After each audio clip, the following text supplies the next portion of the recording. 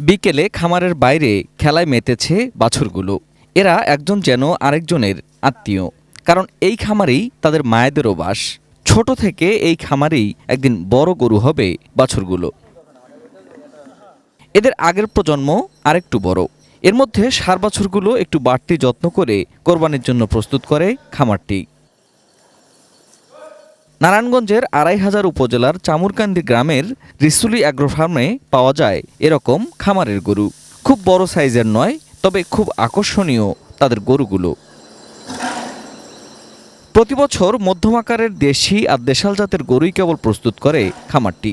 তাদের লক্ষ্যও মধ্যবিত্ত ক্রেতা। হচ্ছে অরিজিনাল একদম দেশি, এখানে আমাদের কোনো ক্রস নাই। আর এখানে হচ্ছে আমরা মূলত হচ্ছে একদম ন্যাচারালি খাবারটা খাওয়াই। কুরবানিতে একটা হচ্ছে আল্লাহর খুশি করার জন্য।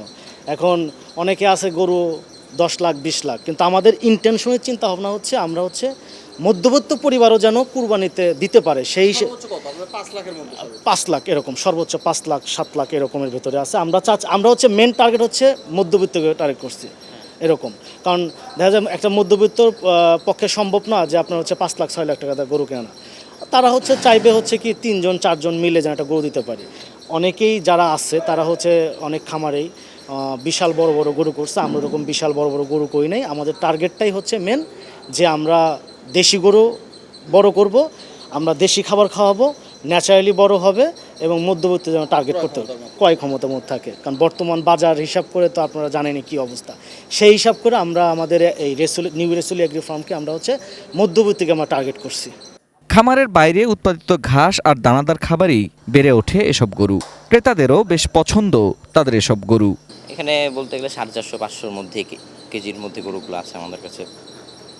একদম ছোট যেগুলো মানে শুরু থেকে হচ্ছে 355 কেজি থেকে শুরু আমাদের, একদম ছোট।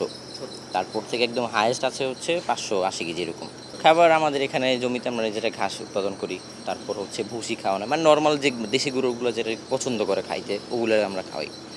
মানে আলাদা কোনো কিছু না। আমাদের এখানে আছে ঘাস আছে, ধান আছে, তারপরে ভুসি, এগুলোই।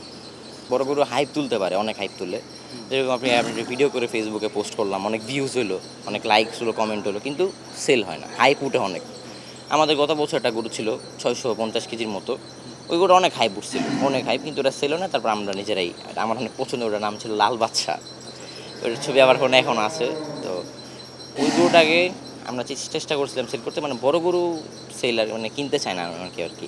কারণ আপনার এই পর্যন্ত সেল কেমন এই বছর? হ্যাঁ, এই বছর সেল করেছি আমি 7-8টার মতো সেল করেছি। কালকে আমি এসে সেল করেছি। মোটে কতগুলো আছে এখন মানে কুরবানি গরু ওর হবে 40টার উপর আছে কুরবানি যোগ। হ্যাঁ, কুরবানি যোগ 40টা, এর মধ্যে প্রায় 7-8টা সেল হয়ে গেছে আলহামদুলিল্লাহ। সেলের সিস্টেমটা কি হবে? সেল হচ্ছে লাইভ ওয়েটে সেল করছি আমরা, লাইভ ওয়েটে। প্রত্যেকটা গরু 550 টাকা কেজি লাইভ ওয়েটে।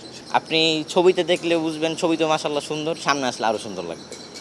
ছবিতে যা দেখবেন তার চেয়ে হ্যাঁ, আমাদের মানে যারা কিনেছে ওনারা ছবি দেখে আসছিল, ওনারা আইসা, যেমন আমার একটা নানু মানে গত পরশু এসে কিনে গেছে 2টা, এই 2টা সোল্ড ইউনিট। উনি ছবিতে দেখছে, বলছে কি এটা ছোটো ছোটো লাগতেছে, কেমন জানি লাগতেছে। তারপর নিজে সেই বলে এই 2টাই আমার ভালো লাগছে, এই 2টা বাদ উনি অন্য কোনো দেখে নাই। কালকে আবার আসছিলাম, কালকে আবার এসে এখানে সেল করে গেছি আমি। খামারে গিয়ে বা অনলাইনে সংগ্রহ করা যাবে এই গরুগুলো। ঢাকার মধ্যে ঈদের আগে বিনামূল্যে পৌঁছে দেওয়ারও ব্যবস্থা আছে খামারের। Ferdous Rahman, ATN news, Dhaka.